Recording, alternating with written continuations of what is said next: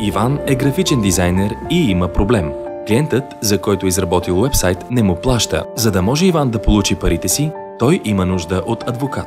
Проблемът с некоректния клиент на Иван е само един пример. Може също така да става въпрос за уволнение, развод, катастрофа или престъпление. Истината е, че той има нужда от помощ. Но как ще открие правилния адвокат специално за своя случай?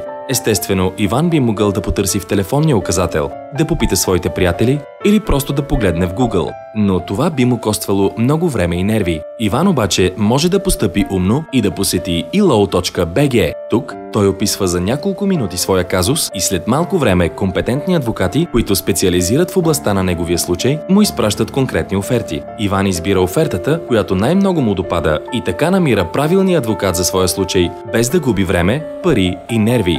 Сега вече той може на спокойствие да се посвети на дизайнерската си работа.